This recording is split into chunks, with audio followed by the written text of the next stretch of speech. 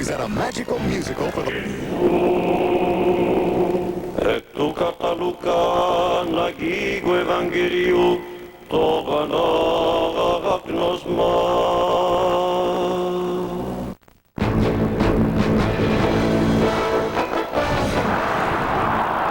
Tonight, before the ball drops, a special hour-long look at an incredible run for Wall Street, Main Street, and corporate America. System integration. We'll cross the country to see how companies are adapting to the new economy. Touching down at Boeing headquarters in Seattle, we'll see how an aging industrial landmark is retooling for the digital age.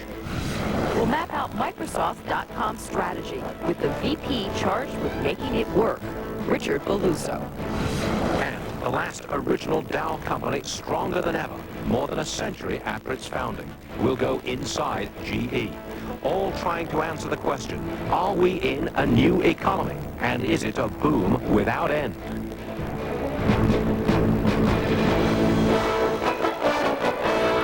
This is the Moneyline News Hour. Reporting tonight from New York, Stuart Hardin and Willow Bay. Good evening and welcome to this special edition of Moneyline. Tonight we celebrate the new century with a special Millennium series. When midnight rings in the new year, it will be a momentous event for the world and the U.S. economy.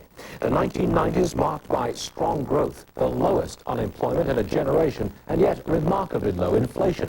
Has this unprecedented boom shattered old assumptions about how the economy works and how fast it can grow? We begin tonight with an in-depth look at the debate and what's at stake. Peter Viles has more.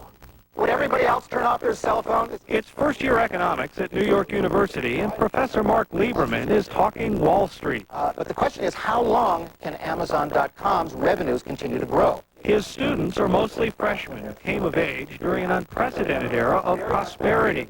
They have no experience with a world marked by runaway inflation, high unemployment, or market crashes, and some think it's a boom without end. I have a number of students who fully expect to be billionaires by the time they hit their 30s. But as Lieberman teaches economic rules, some say those rules are being rewritten. It's a question now being debated in classrooms, in boardrooms, and here on Wall Street. Have technology, globalization, and free trade come together to create a truly new economy, one that allows for strong growth and little inflation? The market's future and the nation's continued prosperity depend on the answer.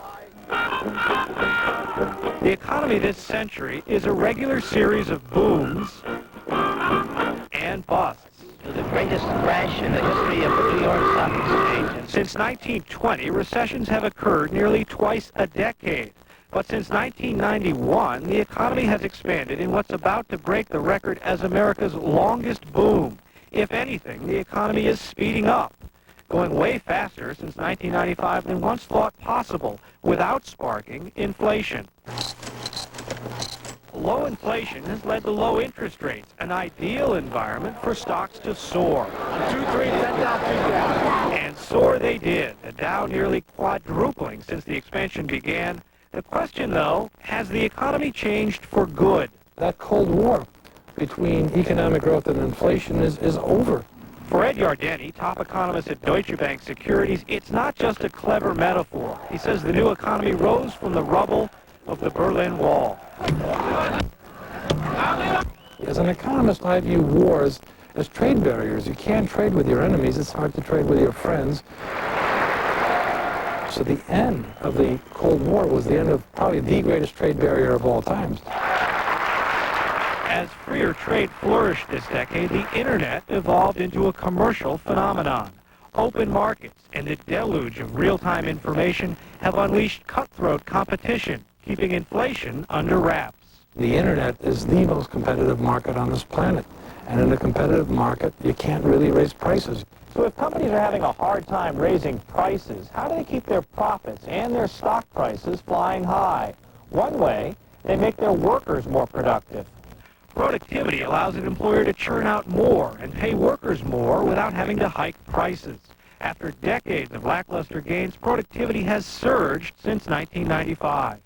Yeah, that's a pretty good story. Business Week editor Stephen Shepard is a longtime new economy advocate, arguing that the Internet is changing the way we work.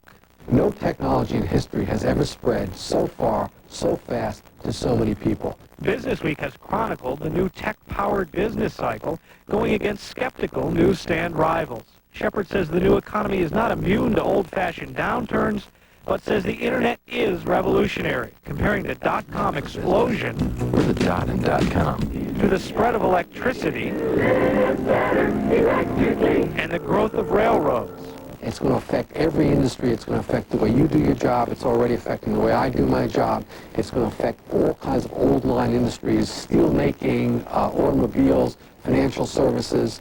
Every industry is going to be affected by this. But not everyone buys these arguments. There's nothing new about what you said. Stephen Roach, Morgan Stanley's chief economist, is often the contrarian at events like this new economy conference in New York. It's good to be with you, I think. He says the so-called internet revolution, for now at least, is more hype than reality. Thus far, I wouldn't say it's not even close to being on a par with the air conditioner or the elevator. Roach says a wired world would keep inflation down, but insists we're hardly there yet. Sales online are still a sliver of total retailing. And among Fortune's top 100 companies, there's not a single .com. Roach also says productivity is overstated because it doesn't account for longer work weeks. And he warns that measuring productivity is a slippery science at best. In the old economy, we made things that we could touch, feel, eat, lift, and ship.